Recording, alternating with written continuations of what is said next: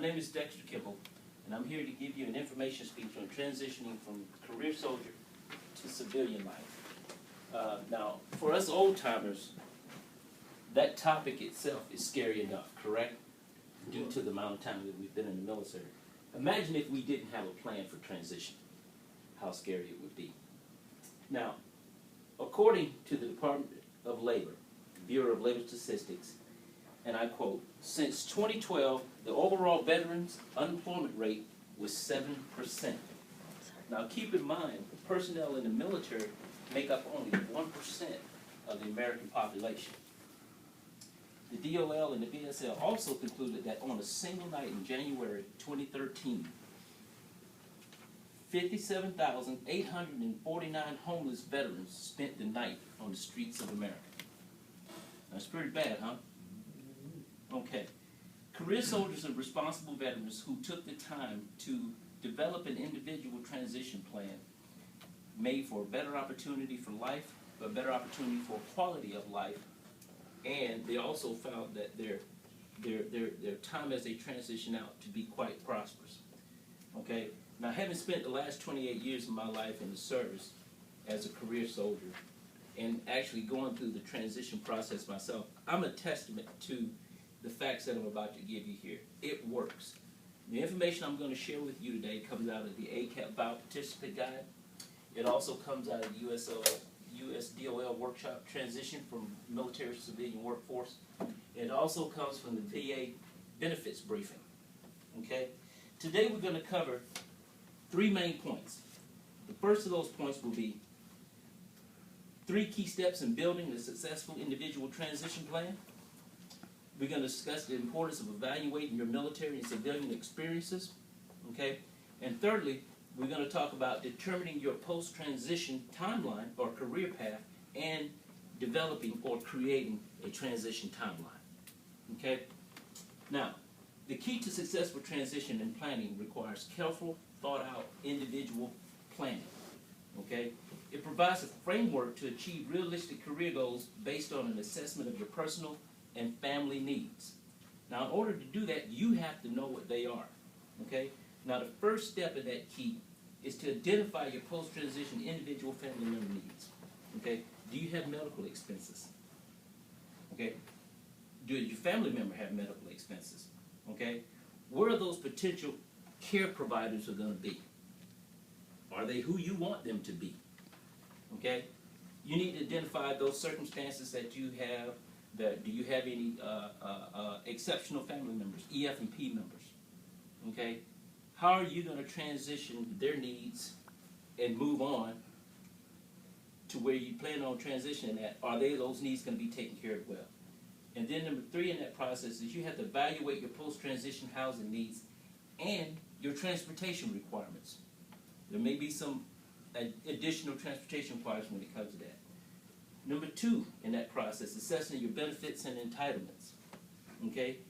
For those of you that have the time to stay affiliated, associated with the military, are you going to look at staying in the National Guard or Reserves, keeping that time going? If not, do you have those facilities by to kind of help you in that process? Okay? And then number 2, you need to register for your benefits and assess their impact on your future financial obligations. Okay? The third step in that process is getting financially ready. Identify whatever financial obligations such as dependent college savings plans, a retirement savings plan, okay? And what are those mitigating transportation requirements that you have, okay? We all know that we're transitioning. You're going to need a new wardrobe. Do you have that wardrobe already? Right now, the Army gives you ACUs, BDUs, but you're going to need that new wardrobe. What are the expenses incurred with that? Okay? Also, you need to develop a 12-month budget that's either going to help you to eliminate some of your debt, okay, or to curb some of that debt completely. So these are all things that you must think about in that process, okay? Now that we discussed those 3 crucial steps in that process, individual plan, I will now cover the importance of knowing your military experience and training, okay? Number 1, you need to document all job-related training. Every job that you do in the military gives you some type of credit or training certificate for it. You need to know what they are. Okay? What does your MOS cover? What does your job skill cover? What does your job before you came in the military cover? What are all those classes that we sit in every day throughout the military cover? There's some type of training that covers that or assessment that you need to know what those things are. Okay? Number one, you need to crosswalk your military MOS and do a crosswalk. And that's at www.online.onenetcenter.org. It will do a crosswalk and see how your job references back to the civilian sector. Okay? Identify transferable credits, and then you need to determine what career fields that you are currently qualified for. Okay? Now that we have learned how to document and verify our education, okay, next we need to determine our post-transition career path. How do we do that? How do we determine what do we want to do next once we get out of the Army? You do that by understanding what your qualifications are. Okay? You have to designate that career path. You have to figure out what it is that you want to do, Sergeant Osborne, when you get out of the military. Okay? And you also must do one of the big things that we fail to do, and that's build a resume. And you have to build a resume in concurrent with the jobs that you're finally looking for. An effective resume doesn't work for all jobs. You need a resume for each job that you're trying to go and get. Okay? Number two, in that process, and finally, is to prepare yourself a transition timeline. Okay? If you look at handout 2 in the ACAP guide, it lists a number of services that ACAP provides that you need to take advantage of at this very moment. Okay? So take a look at that and see what services that they offer that can help you to determine how you want to do your job and how and what direction that you want to go in. Okay? The Army Career Alumni Program, normally it's a 24 months, but it gives you from 24 months up to 12 months of service. Okay? So you can start utilizing those as soon as you start looking at, hey, I want to get out of the military, I want to do something different. Start planning now. Don't wait. Okay? Now let's review some of the things that we discussed. First, we discussed the key 3 steps in building a successful individual transition plan. We discussed the importance of evaluating your military and civilian experience and training.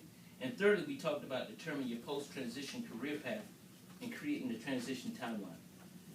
You know, it's like I said in the very beginning, career soldiers tend to do better when we develop a transition plan that sets us on a path when we get ready to get out of the military. We don't do that often, and we find ourselves behind a rock and a hard place because we haven't done that work. Okay?